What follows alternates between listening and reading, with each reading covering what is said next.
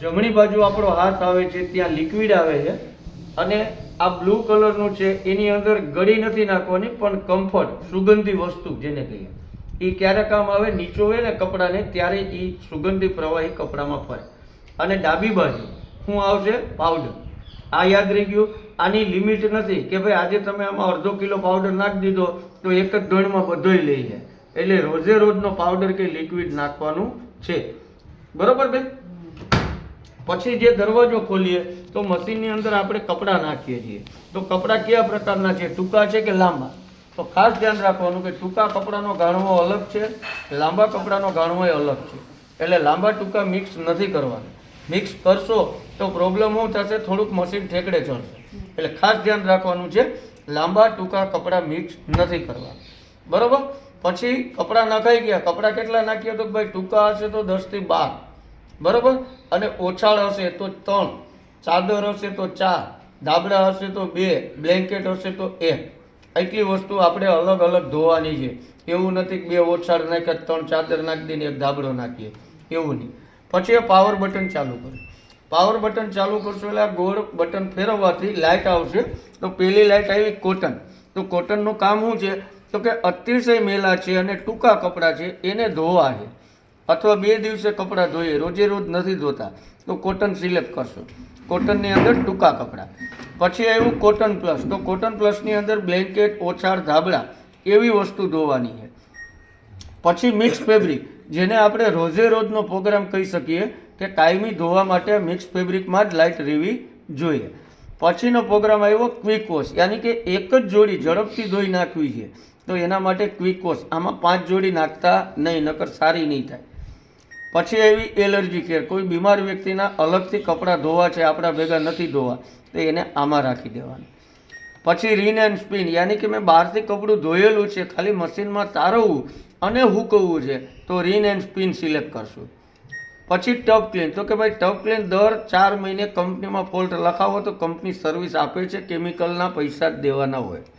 Delicate, યાની કે મેં લગ્નની અંદર પહેરેલા 2-3 કલાકના કપડાં છે, 5 જોડી 6 જોડી, તો હું ડેલિકેટ સિલેક્ટ કરી અને નાખી દઈશ. પછી એવું હૂલ. હૂલની અંદર ઊનના સ્વેટર, જર્સી, મફલર એવી વસ્તુ ધોવી, ગરમ કપડાં છે એના માટેનો પ્રોગ્રામ છે. અને પછી એવું છે એક્ટિવ વેર, યાની કે 1 થી 6 મહિનાનું છોકરું છે એના કપડાં નખરા ધોવા. તો આ બધાય પ્રોગ્રામની અંદર આ 2 પ્રોગ્રામને, આ 3 પ્રોગ્રામને બાદ કરતા બધાયમાં કિલો કેપેસિટી 8 જ લેશે. આની અંદર કિલો કેપેસિટી 1 થી 2 છે. આની અંદર કિલો કેપેસિટી 8 છે પણ ધોવાનું નહીં કરે. અને આની અંદર તો કપડાં નાખવાના જ નથી. બાકી બધાયમાં કપડાં નાખી શકો. રેડી બેન? હવે જે કાંઈ તમે પ્રોગ્રામ સિલેક્ટ કરો એ પછી આપણે સ્ટાર્ટ બટન દબાવીએ. માની લો કે મેં અત્યારે આ કોટન સિલેક્ટ કર્યો નહીં, મિક્સ ફેબ્રિક સિલેક્ટ કર્યો અને સ્ટાર્ટ બટન દબાવ્યું. એટલે શું કરશે? ઓટો રિપ્લેસ કરશે. કારણ કે એની અંદર સમય સેટ કરી અને આ ટાઈમ મારી દીધો કે ભાઈ હવે દરવાજો ખોલતા નહીં, લોક લાગી ગયો. આ યાદ રહી જવું.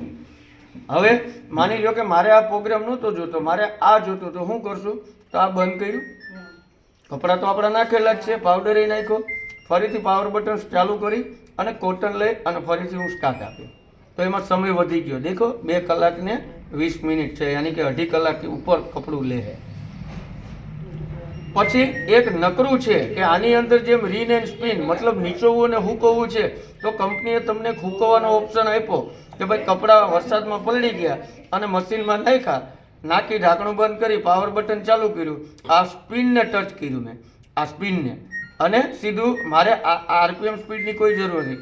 આ પાવર બટન ચાલુ કર્યું, સ્પિન સિલેક્ટ કર્યું, થોડીક વાર વેઇટ કરી અને મિનિટ આવી ગઈ એટલે મેં સ્ટાર્ટ દબાવ્યું. પાણી નીકળશે હો બેટા. આ ખાલી હૂકવે, આમાં પાણીની કંઈ જરૂર નથી કે આગળ પાણી નીકળી જાય બધું. આનું કામ છે કપડાં સૂકવવા છે તો આ ચક્કર ફેરવવાની કોઈ જરૂર નથી. પાવર, સ્પિન અને સ્ટાર્ટ. રેડી બેન? ખાલી સૂકવવાની વાત છે. બાકી આ બધામાં ધોવું, નીચોવું ફરજ કપડા પ્રમાણે ટાઈમ લેશે. પણ આ બધા છે ને ઓટો મિક્સની અંદર તમારો મિનિમમ 1 કલાકની ઉપર ગણીને હાલવું. હા, એ 45 મિનિટ. અમુક પ્રોગ્રામ એવા હશે, નીકળી ગયું પાણી બેટા. જો તમે બટન ચાલુ કરશો ને, ઓટો પ્રોગ્રામ હશે ને, એમાં 3 લીટા આવી છે. જેમાં સમય કંપનીએ ફિક્સ કર્યો હશે એમાં સમય આવી જાય. આ બધા ઓટો પ્રોગ્રામ છે. આની અંદર કોઈ સમય નક્કી નહીં થાય. કપડાં નાખશો પછી નક્કી થાય. આ ફિક્સ સમય છે. આનો ફિક્સ નથી. એ કપડાં નાખશો એના ઉપર આનો ફિક્સ સમય છે. એટલે ને નાખી દે પછી તમારો સમય બતાવી દે. આ સમય તો એની જ રહેશે, પછી કંઈ ફેરફાર નહીં થાય. કારણ કે જ્યાં જે ફિક્સ સમય છે ને એ ફિક્સ આની અંદર નથી. જ્યાં ડેલિકેટમાં છે 50 મિનિટ, ફૂલમાં છે, એક્ટિવ વેરમાં છે. મતલબ આની અંદર 4 પ્રોગ્રામ એવા છે કે જેમાં કમ્પલસરી ટાઈમ આપી દીધો. આનુકૂળ સાઈડમાં એક જ એવો પ્રોગ્રામ છે કે જેમાં કમ્પલસરી ટાઈમ આપ્યો, બાકીમાં ઓટો છે. હવે આ માની લો કે ટાઈમ બતાવ્યો તો ટાઈમ ઉપર આપણું કપડું ધોવાઈને નીકળી જાય એવું નહીં કહેવાય, પણ આ સમય એવું કહેવા માગે છે કે આની અંદર રહેલું કપડું છે એને ધોવું, એને નીચોવવું અને એને સૂકવવું. આ 3નો સમય છે. પાણી લેવાનો સમય નથી, પાણી કાઢવાનો સમય નથી, જેને વેરિએશન સમય કહેવાય. એ વેરિએશન સમય મિનિમમ 10 મિનિટથી માંડી અને 20 મિનિટ વધારે લે. મતલબ આ 57 મિનિટ બતાવી, યાની કે 1 કલાક બતાવી તો 1.25 કલાકે આ પ્રોગ્રામ પૂરો થાય. એવું નહીં કે 1 જ કલાકમાં પૂરો થાય, કારણ કે પાણીના પ્રેશર ઉપર હાલે. તો પાણી ભરાતા 5-10 મિનિટ લઈ ગઈ. 2 વખત પાણી લે, 1 વખત ધોવામાં, 1 વખત તારવવામાં. તો એ 2 વખત 5-5 મિનિટ લઈ ગઈ તો 10 મિનિટ વધી ગઈ. કારણ કે પાણી ભરાય નહીં ત્યાં સુધી મિનિટ ઘટશે નહીં, અને પાણી નીકળતું હશે ત્યાં સુધી મિનિટ ઘટશે નહીં. જેવું મશીનનું ચક્કર ફરશે ત્યારે જ મિનિટ ઘટશે, ત્યાં સુધી નહીં ઘટે. આપણે આજે આ પ્રોગ્રામમાં જોયું, બરોબર બાપુ? હવે આ લોક બાબતનો ખ્યાલ આવી ગયો બેન કે મેં ચાલુ કર્યું હતું, આ લાઈટ વહી ગઈ, લાઈટ વહી ગઈ જ્યાં તાળા જેવી, પછી જ હું આને ખોલ્યું. ત્યાં સુધી ખોલવાની કે ઝટકા મારવાની કોશિશ કરતા નહીં. અને મશીનની અંદર તમે કપડું સંકેલીને નાખશો તો કોઈ પ્રોબ્લેમ નથી. ખુલ્લું નાખો કે ઉલટું કરીને નાખો કોઈ પ્રોબ્લેમ નથી. પણ ખાસ ધ્યાન રાખજો, સિક્કો, સેફ્ટી પિન, બોલપેન, ટેસ્ટર એવી વસ્તુ ના જ. એનાથી શું થશે તો કે આ ડ્રમ છે એ તૂટશે. તો તૂટશે તો કંપની પૈસા લે. બાકી નોર્મલી કોઈ વસ્તુ ફસાઈ ગઈ છે તો આપને કંપનીએ કમ્પલસરી એક ઢાંકણું આપ્યું છે. આ બેરલ જેવું ઢાંકણું છે. આને આપણે ખોલશું,